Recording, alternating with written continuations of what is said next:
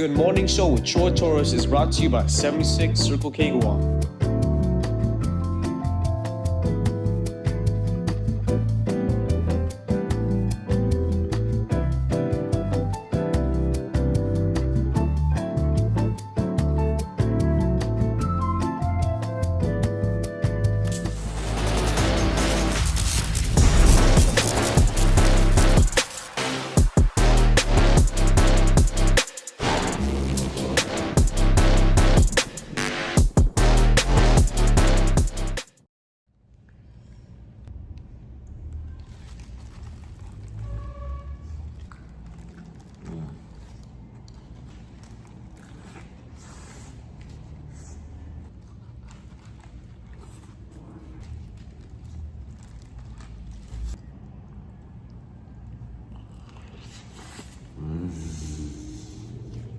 We have a particularly intense lineup of subjects this morning.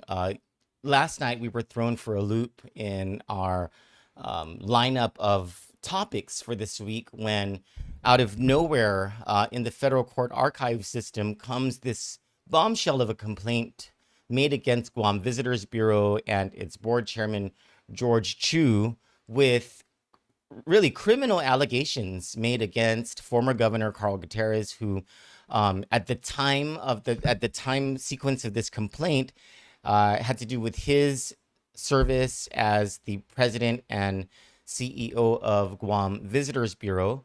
It also involves criminal allegations against the current head of GVB, Regine Lee, against unnamed members of the board of directors, including George Chu, its chairman, against employees unnamed within GVB, against men unnamed who went on trips paid for by the public.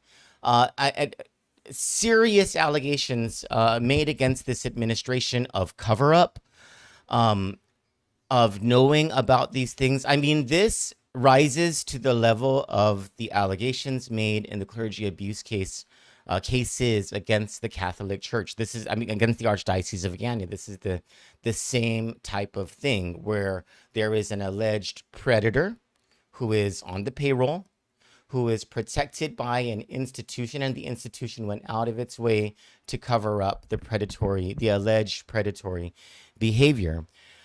And so we have a lot of questions. This is not going to be the last conversation about this for sure, but we're very thankful that in this first conversation, the oversight chairman of the Committee on Tourism, the man who has legislative oversight over Guam Visitors Bureau, and to his credit, over the past couple of years, has rained down on regulating, well, one of them is travel over at GVB. And I don't know how much he knew.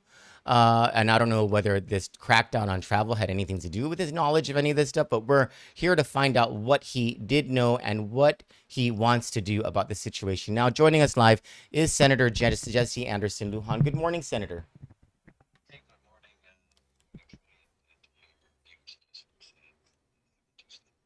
Oh, pardon me. Sorry, Senator. I for whatever reason, I took you off of speakerphone. Let me just get back to that.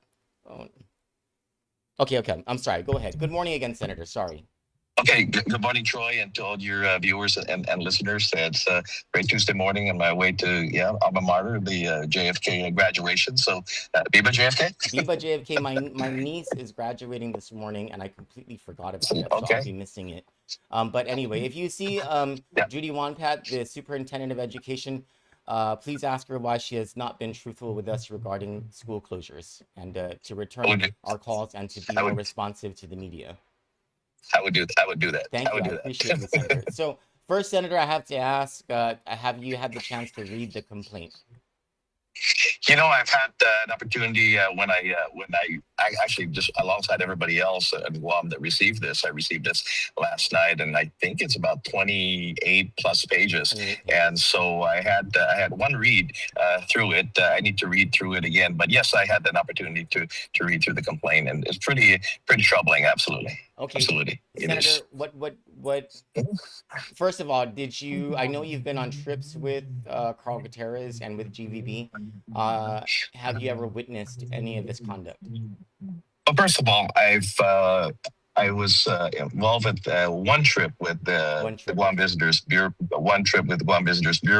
and that was back in the 37th Guam Legislature when I was the vice chair of the Committee on Tourism, and we were invited. Actually, myself alongside Senator Tello Taitigui, because she was previously a deputy director at the Guam Visitors Bureau, and we were invited by the bureau to again reopen their Tokyo office after the closure over COVID. So we were invited, and we were there to again reopen the Tokyo office. That was man, I know it was during the cold months because it was freezing cold then. I think it was around, November, December, I think, some so around that time. Never a trip to Osaka? No, not to Osaka, just to Tokyo.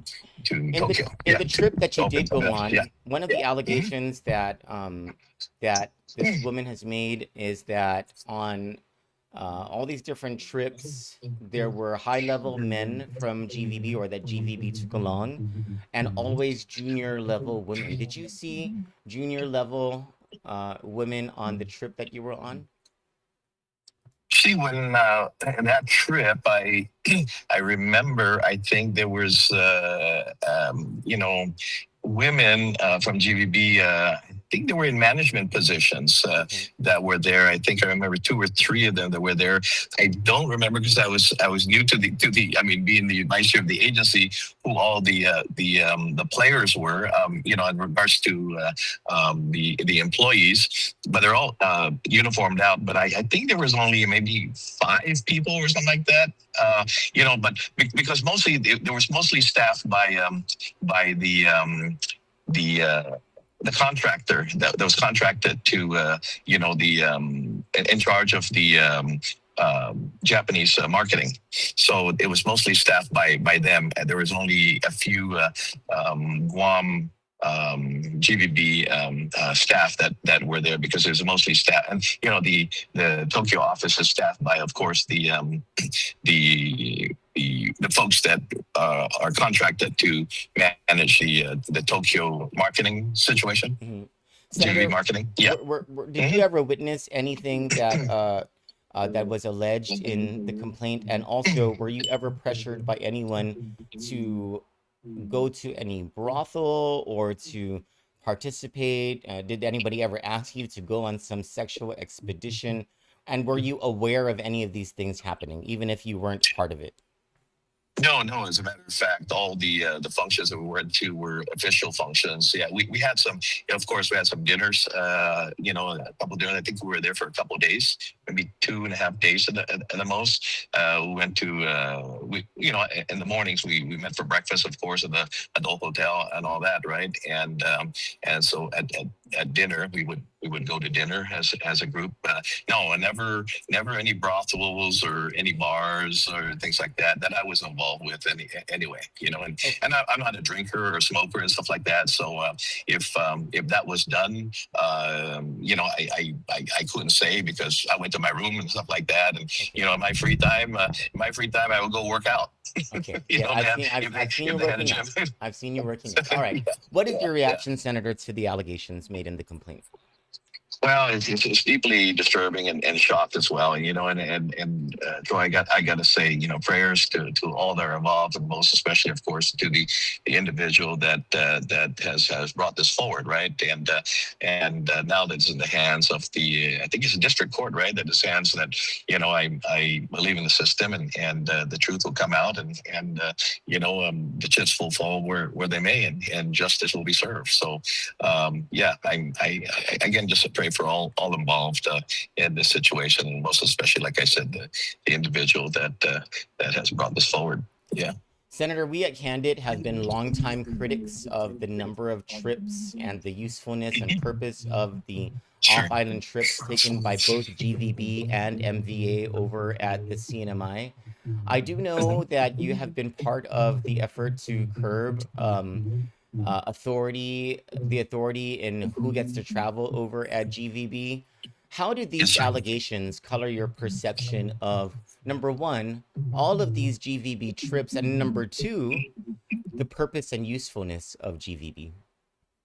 Yeah, well, at this point, let me just say that, yeah, we did just pass a bill this past a session, as a matter of fact, in regards to the board determining again the travel, right? Okay, and if I'm not mistaken, I think it was 14-1. It was passed 14-1, but it was vetoed. It got vetoed, and we haven't been in for two sessioners and as well to try to override we have the overriding vote. Actually, it was a 14-1, but we haven't been into to session to try to override that vote. But based on that is not necessarily because of these allegations, because these things just came out. I just learned of it last night. It's mostly from the start of this administration, or the 38th Guam legislature. We're talking about performance-based budgeting and things of that nature, and we want to hold all of our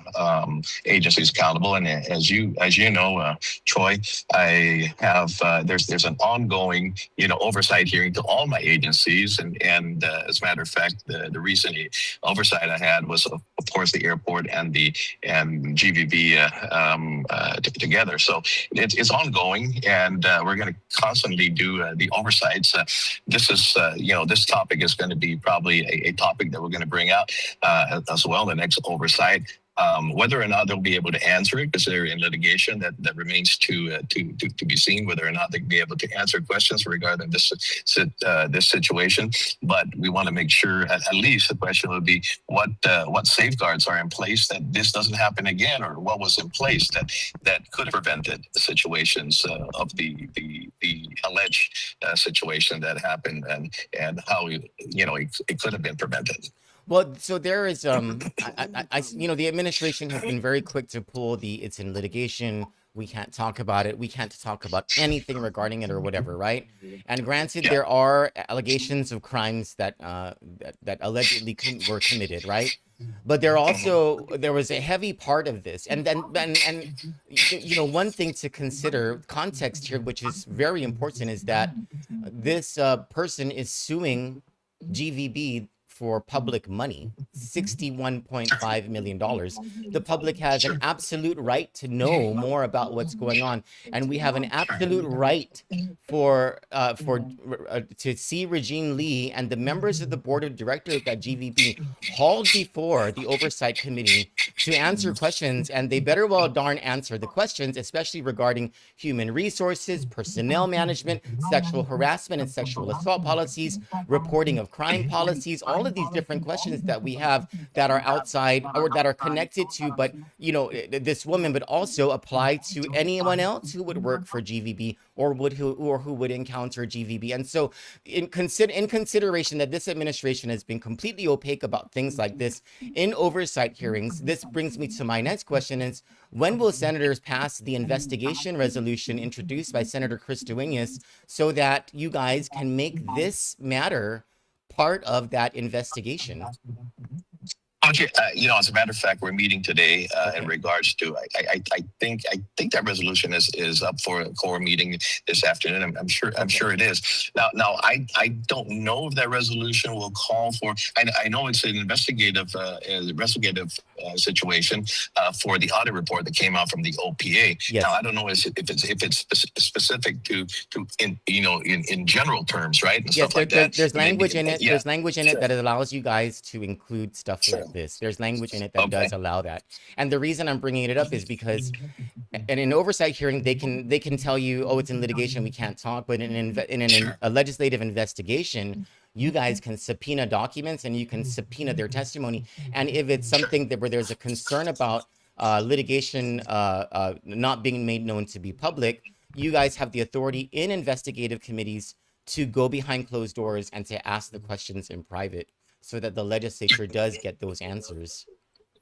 You're absolutely right with that, Troy. You're 100% right with that. And as a matter of fact, I think the last time we did that, I was in the legislature at the time, and it was my committee that had oversight of the airport at the time that did the same thing, where I subpoenaed folks as well. So you're absolutely right with that.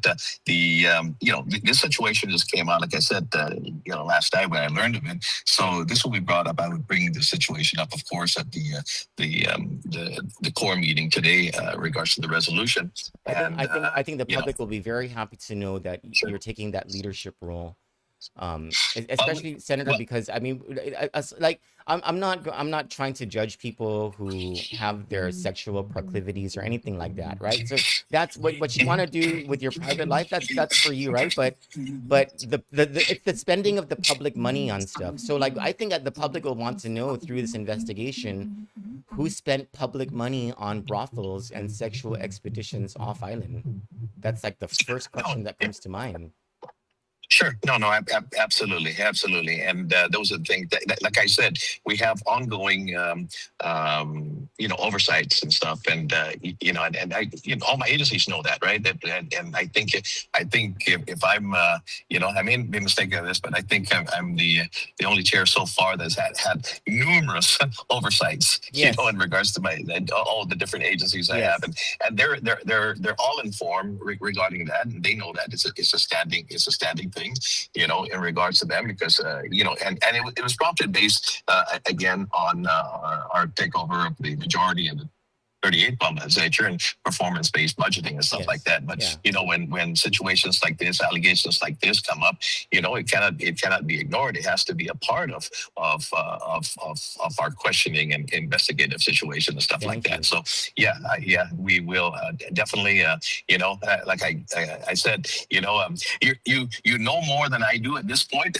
because you got the information before I did. I think it was sent to me. I think someone in your team had sent that to me, and so I need to read through it again, and through our investigative resolution, should that pass today, then I'm sure I'm sure the budgeting will be inclusive of maybe investigator, because ourselves we don't have the investigative arm, so I'm sure it'll be inclusive of an investigator to be able to get those things done.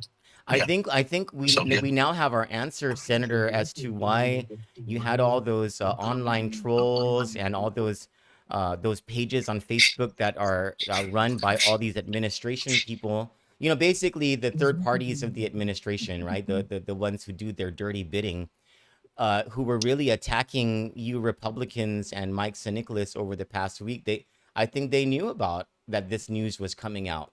And they really wanted to change the story to something that wasn't a story and to attack you guys. But man, this is some bad stuff. So all I can say is that, the people of WAB elected me to do my work, and that's all I'm doing, and the chips are going to fall where they may. And that's it. I mean, you're paying me to do the work, Yeah, and so that's what I got to do. And and I often say this, and I said this. I said the one thing. I mean, we can pass bills and things of that nature, but the true thing really behind all this stuff is that you get to the core of why things are done, why things aren't done through oversights, and that is the one thing that's a big tool that the legislative has, and use it correctly and to get your answers and to move forward. Because we can pass bills, but if they're not implemented or they're not carried on and laws are not being adhered to, you have the oversight power, you have the subpoena power to do all that. And again, it's something that most legislators don't adhere to, because you don't want to ruffle feathers. But that's your job. That's your our job. Yeah, thank you, Senator. I'm a survivor of sexual assault when I was a kid. Yes, and I know that we had spoken about that before, and again, my prayers, and I can't say I know what you're going through, but I pray for people like yourselves and folks, because I also know folks that were the situation that you're in as well. And again, my prayers. And I appreciate that. I appreciate that. I bring it up, but thank you for the prayers. That's wonderful. That's the most beautiful thing. But I bring it up to make the point that the use of institutional power to cover it up is more. Troy, hold on 1 second. Okay? Sure. Sir, I forgot my password. Thank you. Thank you, sir. I appreciate it. Thank you. Okay. Sir, that's Sorry, Jermaine. Mr. Sentry. That's Senator Jesse Lujan. Don't worry, Yeah. Senator. What do I? Okay. Okay. Thank you very much. Thank you. Sorry, Troy. Hey, you're so courteous. I love Sorry it. about that. I bring it up to make the point that yes, the sexual assault, the sexual abuse is bad. It's horrible. It's nightmarish. But what's, in my experience, me personally, what's worse than the actual assault is the institutional cover-up. What can make everything better is if you go to make a report or you go and you tell somebody, and that first person you tell sticks by your side and helps you to go through the right process, and the process works. Whenever there's a stumbling block in that way, in the institution that is supposed to seek justice in your name, when there is an institutional cover-up, that is worse than the actual assault.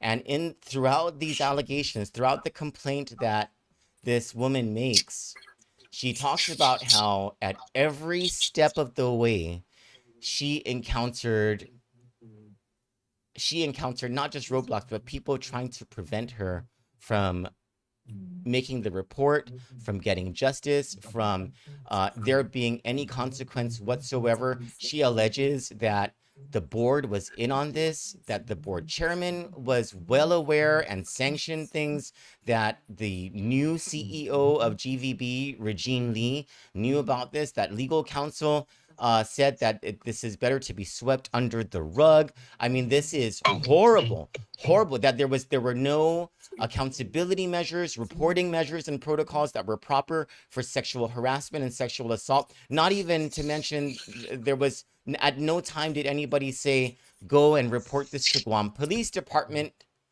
which of course also falls under the purview of the same governor and lieutenant governor who have protected the people over at GVB this entire time. This entire system, Senator, failed this woman, and she is now seeking redress at the courts. There is the possibility of redress through the legislature. And one of those things, Senator, as the oversight chairman, I need to ask you if Regine Lee really did know about this, and if George Chu and the members of the board knew about this, will you call for their resignations or their firing? Oh, absolutely. I think it's not just myself. I think the whole legislature will, and I think the people of Guam will demand the same thing. Absolutely. I mean, there's zero tolerance. And again, my priority is that everyone, of course, involved is treated fairly, that the truth comes out, and that justice is ultimately served, and whatever the facts, wherever the facts may lead, and that's where it's going to be. But yeah, if in fact these allegations were put forth are true, and it was known, and all that, how can we tolerate keeping folks in those places? There's no way, absolutely no way. Do you have what questions do you have for GVB and for Adaloop about this whole thing? What, just off the top of your head, what questions do you have? Well, I mean, exactly what you said. Have you known about this, and how long have you known about this? And why weren't we told about these situations, right? Because like I said, I mean, the situation here with my bill that again would allow the board to make the decisions as to travel and things like that. That would be part of our questioning. Be part of the questioning. Like, wait a minute, because not only these are allegations now, but this is not just a budgetary thing. Now this could be criminal situations here. If we knew about it, that would have been a part of the question that we had, but we didn't. And so based on that, the bill was passed based on budgetary situations and stuff like that. But yeah, if we would have known those lines of questions, not for myself, alongside my committee, and I'm sure the 38th Guam legislature will be involved in asking, but we didn't. So again, the oversight that we're going to have, because it's a continuous thing. It's not a new thing that we're going to do as a result of this. We are having, and we continually have this, and this is something that I would put as a blanket thing, a general thing for all the agencies, because I have other agencies that travel as well, and so it cannot just be one agency, because I want to make sure that all agencies adhere to the ultimately everyone that is travel that needs to travel on behalf of that agency, and that people of Guam, that they're safe. Women, men as well. That this is not tolerated, and actions such as these allegations are not swept under the rug. Of course. Absolutely. So it's not just one agency that this question will be posed to. Be all at least all my agency oversights. It's so sad that we're still having this conversation in the year 2026. It's, Sure. you know, and Senator, the last thing I have to ask you, I know you have to go into the graduation, so pardon me.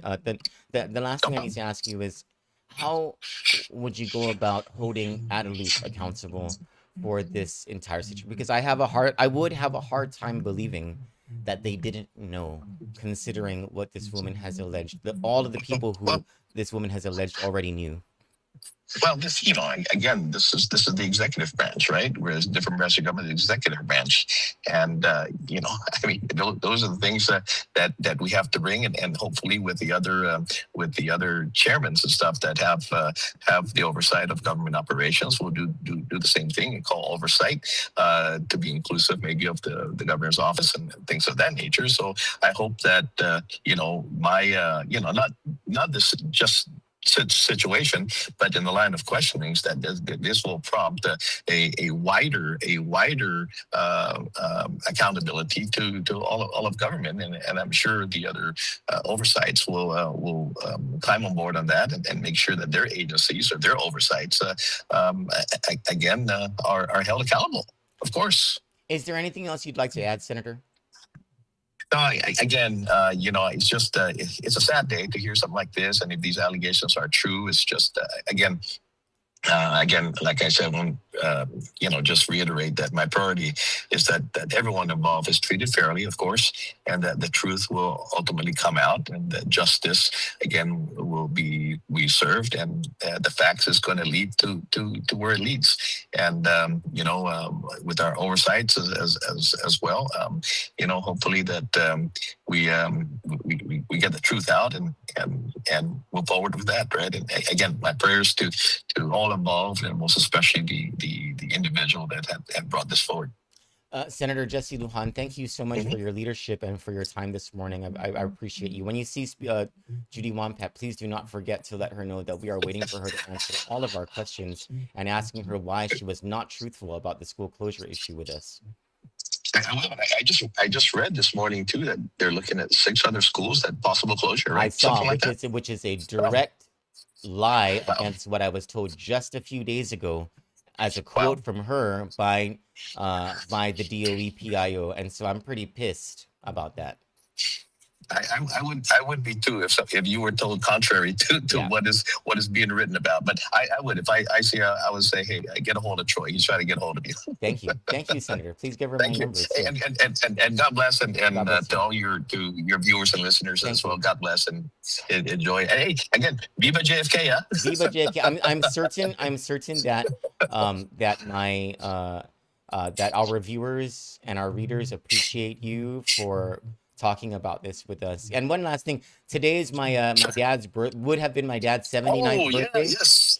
Happy thank you. He was I don't know what year, but the last graduating year of Tumon High School, which became JFK. Yes. Yeah, he was a graduate of that. So this is kind of cool. A happy heavenly birthday to your dad. And I knew him because I saw him at the post office all the time. my dad is a much better person than I ever have. Thanks, Senator. God bless you.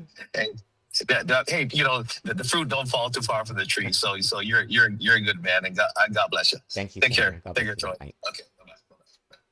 See, that's what we should expect out of all of our leaders, that they answered their phone for us and that they answer questions directly. And I'm so thankful for Jesse Lujan. So the big takeaways from that conversation is the legislature's Rules Committee, he believes, is meeting this afternoon about the investigation resolution that Senator Lujan, you heard him say that it should fold in this GVB issue. You heard him say as well. Let's try to get a hold of Senator Tony Atta. You heard him say as well that that if the allegations that Regine Lee and the board knew are true, that he and the rest of the senators would call for the resignation or the firing of Regine Lee and the members of the board. I'm just ringing Senator Tony Atta to see if he'll talk to us about the Rules Committee meeting this afternoon. You heard him talk about how he was not aware. He went on one trip. The dates that he gave for that trip, and the fact that it was Tokyo, because so all the trips alleged in the complaint were in Osaka or in Saipan. So Tokyo was not one of them, but also like it doesn't mean that funny business didn't happen in Tokyo, because what this woman alleges that in all these different trips there are all these young women, or she didn't say young, but all these junior employees of GVB who were taken on these trips. They didn't have a professional purpose for going on these trips. They were just taken to be exploited. And so you heard the senator talk about how if those things did happen on that one trip that he was on with Senator Telo Taidekwi, he did not see it. He did not witness those things. But that's not to say that those things didn't happen. And you heard him take pretty seriously the allegations, and in his reaction to the whole thing, he kept the focus on the woman. And that's exactly how leadership is supposed to respond to something like this. On the other side of the commercial break, I want to talk about whether it's time that we start talking about getting rid of GVB and Mariana's Visitors Authority. Stick with us. After this short commercial break, we'll get straight to that.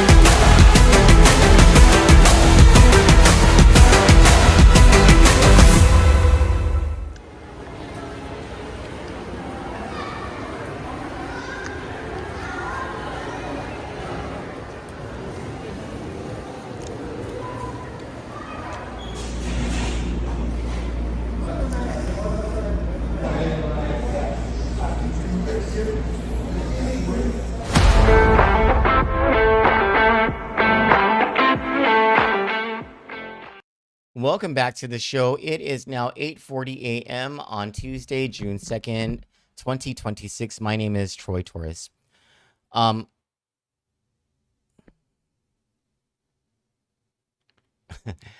I had to read a message. That was funny. Anyway, welcome back to the show.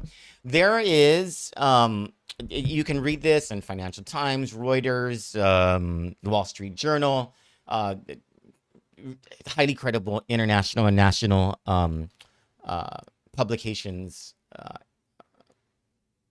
who discuss or who analyze what economists are talking about, the expectation that sometime soon, as in this year, the Japanese yen is going to start growing stronger against the dollar, and the Korean won will grow even stronger. Its growth rate will be even stronger against the dollar than the yen would be, which of course is the weak yen and the weak won have been the number one reasons both GVB and MVA have given for poor tourism. No matter how much money we pump into GVB and Mariana's Visitors Authority, no matter how many trips that they go on to go to all of their different junkets and spend all of our money so that they can go on vacations and stay in 5-star hotels and fine dine and drink and party and apparently go to brothels on our public dime.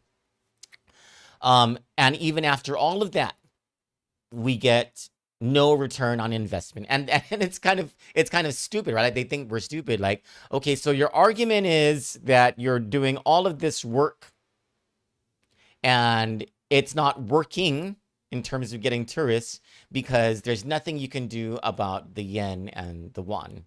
And even though like that argument falls flat on its face when you consider that Japanese and Korean tourists are traveling. They're just going to other places. They're even going to Hawaii, which uses the US dollar. And so if and when the yen and the won begin to appreciate this year against the US dollar, it takes the sails out of every excuse that GVB and MVA have given. And, for whatever reason, we did not see in, I think it was the Guam Daily Post, the story about the lawsuit or the complaint against GVB, but they did manage to put in a story about April's arrival numbers being 28% below last April's arrival numbers. And that's, I don't know whether the percentage is understandable, a more than a quarter decrease, but the fact that there has been a decrease over April of the previous period is understandable because of Super Typhoon Sinlaku. Now, what would be less understandable is if the tourism numbers dropped in the month of May. May just ended a couple of days ago, so we don't have those numbers, those estimated numbers yet. I'm certain GVB has the raw numbers, but they just haven't released that yet. And it would be interesting because we did not get hit like Saipan and Tinian did. Our recovery from Super Typhoon Sinlaku, especially in the Tumon area, was nothing compared to the recovery needed in Saipan and Tinian. We were open for business within a couple of days. The flights, I don't even think the flights stopped coming except during the typhoon. And so I don't know that GVB would have a leg to stand on discussing any tourism drop in the month of May. But here's the thing, all of this together, and it shouldn't even have taken this complaint to open our eyes about GVB or the typhoon to open in Saipan to open our eyes about Mariana's Visitors Authority. The fact of the matter is that these agencies spend tens of millions of dollars of public funds, and they'll say, "Oh, it's not really public. It's hotel occupancy tax. These are the taxes that the hotels are paying so that we can do the marketing over at GVB." Bull. That's public money. It goes into a public fund. Taxes are public monies. I don't care where it comes from. And the hotels pay a hotel occupancy tax, and they don't pay about anything else. I don't think. They do not pay for GRT. At least most of them do not pay for GRT or BPT, whatever you want to call it. I don't think they even pay for corporate income tax, or at the very least, they don't pay a large portion of corporate income tax. All they really do pay is the hotel occupancy tax. And the reason that is, it's just a pooling of money that goes into GVB to pay into which it goes to the tourist attraction fund, and from which GVB extracts it to pay for, apparently, men to do whatever they're doing on public dime at brothels in these places that they go to. And GVB is so quick to put out all of these things about what they're doing in these different places, and never quick to answer questions as to what the purpose is for these trips, who the people are who are going on these trips, what's their purpose for going on these trips, what did we get in return? Give us a direct answer about what has happened in return for this, because it sure as hell isn't more tourists coming to this island. But they're paying from that tourist attraction fund for all of these trips, all of these different contracts that they have that are really just going to people who they like and to cronies for the longest time. And of course, for marketing Guam to the source markets. But here is my question, especially since tourism is no longer the dominating industry of this island. Here's my question about that model. And this is a question that we should all ask our senators as they ponder the budget for this upcoming year. Why the hell are we paying to market the hotels? Shouldn't they pay to market themselves?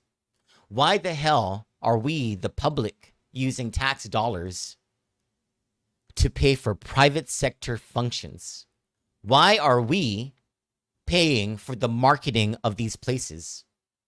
Especially when that marketing effort isn't even working. Shouldn't the onus be on these hotels to do their own damn marketing? And furthermore, shouldn't these hotels pay taxes just like everybody else?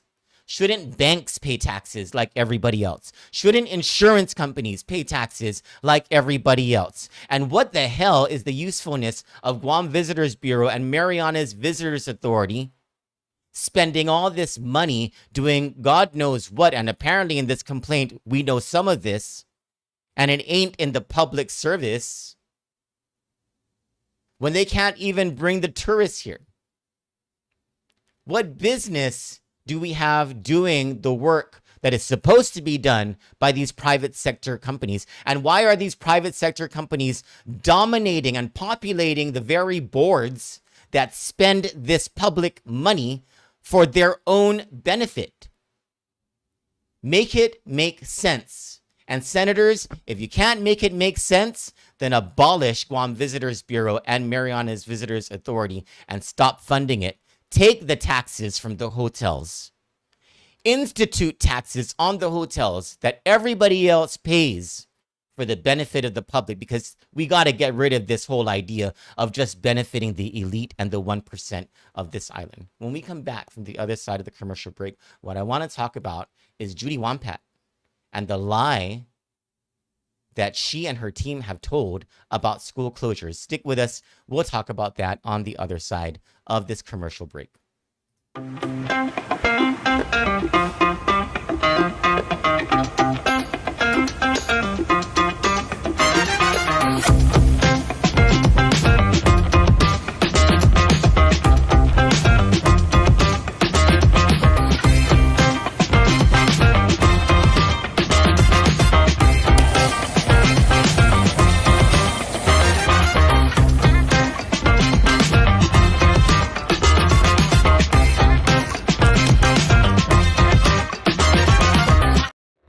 We delivered.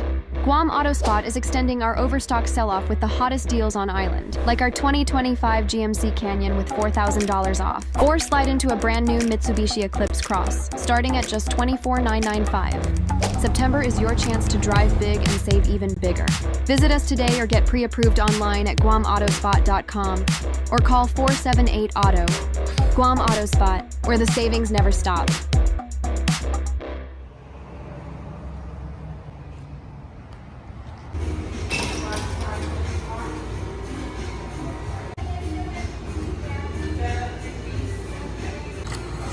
This stuff's hitting the spot.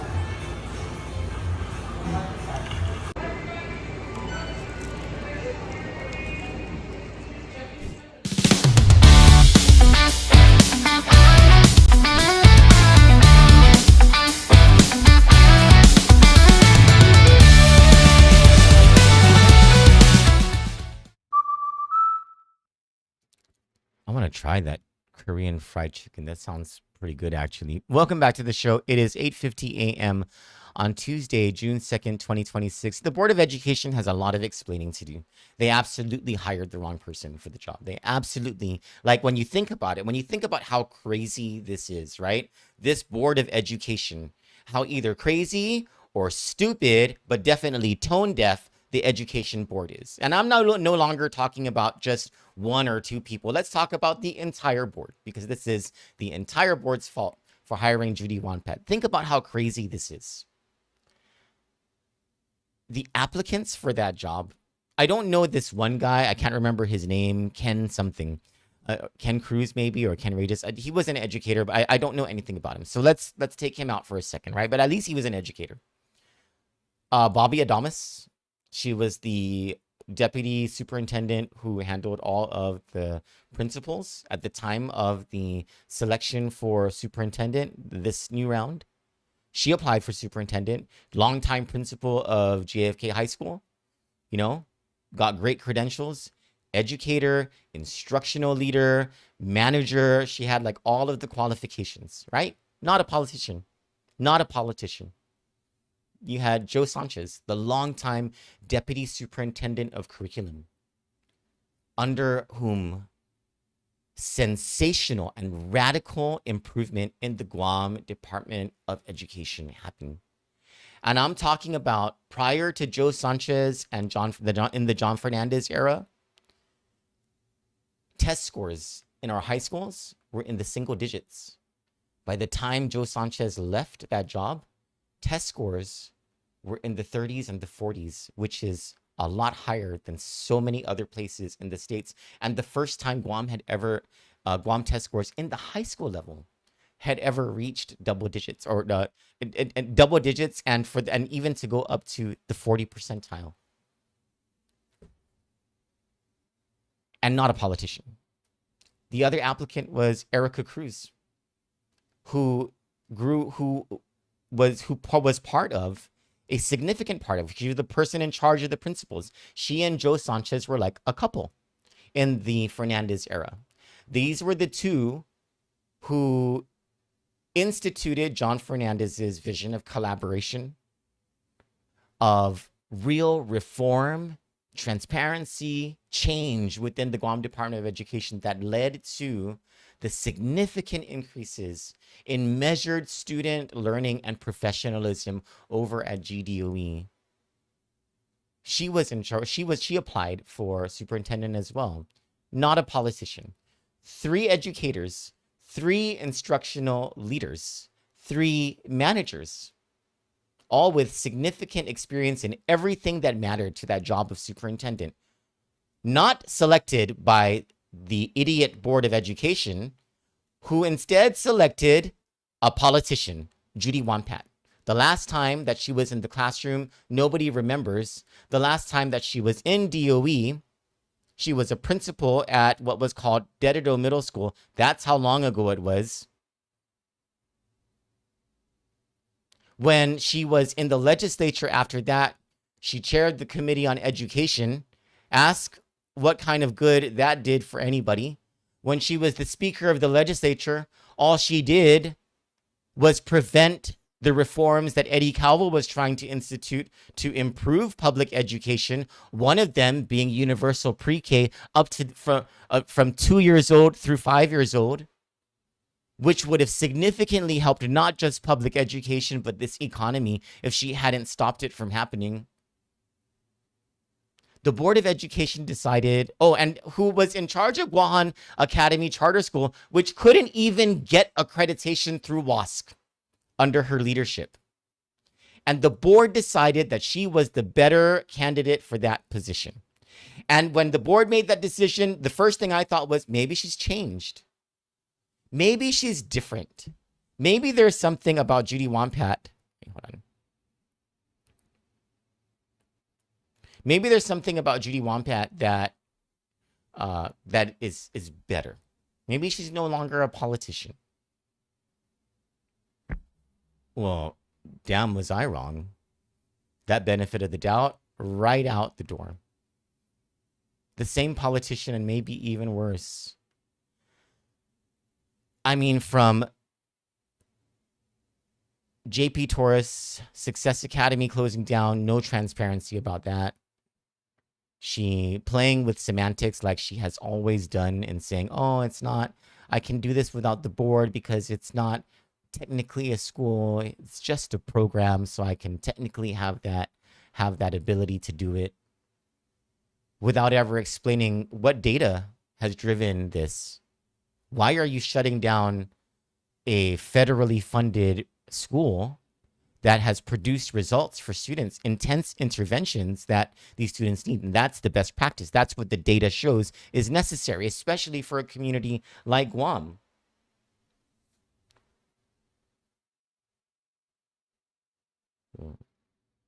Just a bit. Sorry, my neighbor. She's never explained any of this, right? She's shutting down a school. Think about this. Every single governor, since we've been electing governors, has built at least one school. At least. Every single one of our governors. In the past 8 years, how many schools have been built? 0. Not just that, schools are closing down. And part of that is there aren't as many students. We went from 30 some thousand to 23,000. Why are there so few students? Because their families have relocated them off island. Why have their families relocated them off island? Because the economy sucks, and because of all the corruption, and because these families know that they will never be able to compete because they are not people who are politically connected, who are part of the elite of this island, who are part of the favored of the system of cronyism and transactionalism. And Judi Won Pat's part of that. And despite getting a pay raise without fighting for anybody else in her department, particularly teachers, to get pay raises to national standards, the first thing she goes and does is close a school. Now, a couple of weeks ago, several sources within DOE said, hey, can you please follow on this issue of school closures, because Judi Won Pat is planning to, or she's making the principals of these different schools have the conversations about the closures of these schools. And the effect was 6 schools in the South. And I asked, let me bring it up. Let me give you the exact wording from Damon Borja over at DOE. He is the PIO for DOE.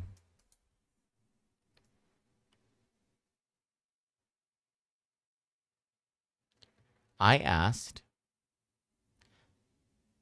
this was May 22. Hi, Damon.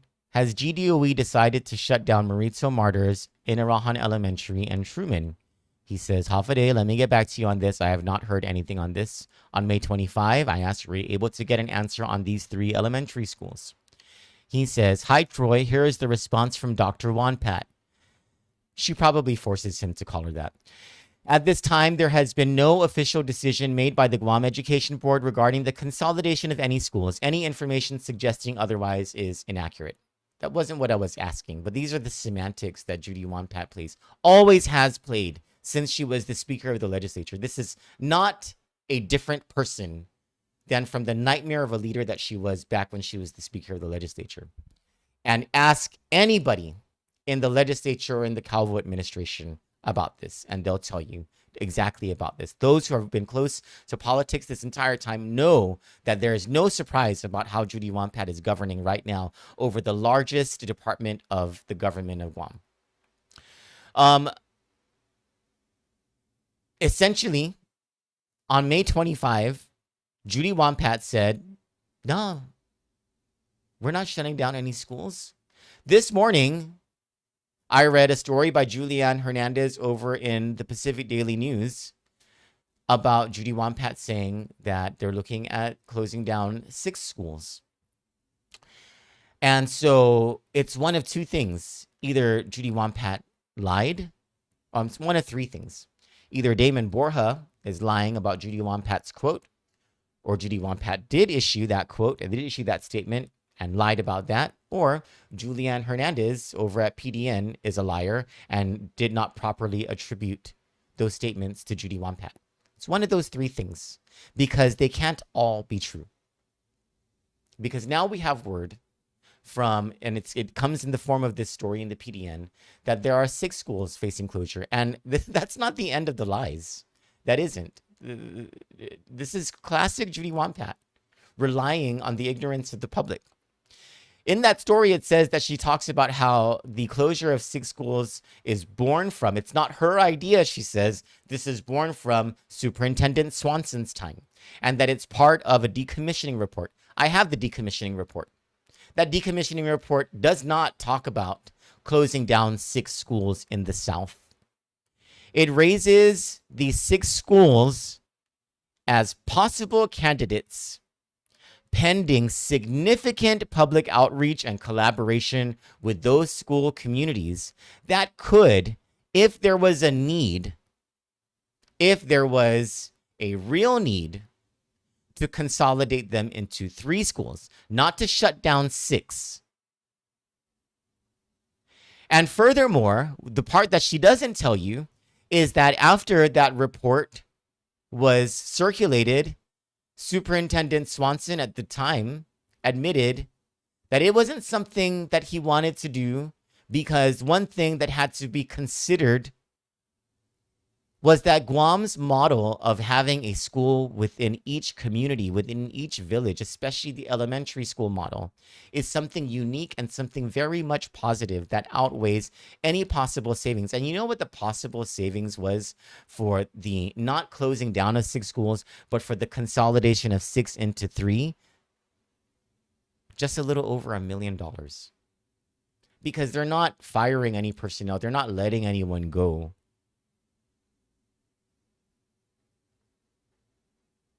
And yet we have all this money for all of these pay raises for top level officials, starting with Judi Won Pat. And the legacy she wants to go with is to close schools. But the legacy that I'm stuck with is the lying. Like, if we cannot trust what you're saying, and if you're not going to answer our questions, the follow-up questions, if you're not going to make yourself available for public scrutiny, why are you even in a leadership position, much less one of the most expensive leadership positions on this island, and the one governing the largest budget and agency and personnel staff of the government of Guam? And then here's the story that I'm going to follow today. And I'm going to give DOE, I'm going to give Judi Won Pat only a few hours to answer it, because I've given her since May 22 to provide an honest answer about this. Here's what I want to know. The other source reports I've gotten was that in a meeting over at GDOE that Judi Won Pat was leading, when pressed by staff and by principals why she wanted to close down schools, she allegedly said, according to several sources who were in this meeting, I don't really intend to close down the schools. I'm just doing this to pressure the legislature to give me more money.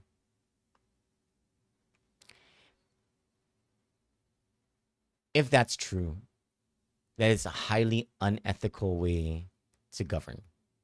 And I think senators need to know that truth as they consider Judi Won Pat's budget request coming up for GDOE. But you know what? As upset as people want to be about how Judi Won Pat is governing, this ain't her fault. This, who she is not her fault. This is the Board of Education's fault. They know who they hired. They decided to hire a politician ahead of an educator. For what reason? Who knows? Well, why would you do Board of Education? Why would you hire a politician ahead of an educator to lead an education agency? Whose interests are you serving? Because it certainly isn't the students or the teachers or the parents or the people of Guam that you guys hired Judi Won Pat. For Kandit News, I'm Troy Torres. Thank you so much for joining me this morning. I'm not entirely certain what my show will be about tonight, or whether it will be Michael Nicholas's show tonight, because man, there are a lot of subjects to choose from in both Guam and the CNMI, and I just have to kind of figure it out. And also, like, I'm already getting tired and it's only Tuesday. So thank you so much. Please do join either me or Michael Nicholas for the evening show at 7:30 p.m. tonight. And until then, stay tuned for the stories that we'll publish on Kandit, the opinions that we'll publish on Kandit, and all of our promotions of our advertisers, of course, and promotions of small businesses throughout our islands, because a rising tide floats all boats, right? For Kandit News, I'm Troy Torres. Have a great morning. God bless you.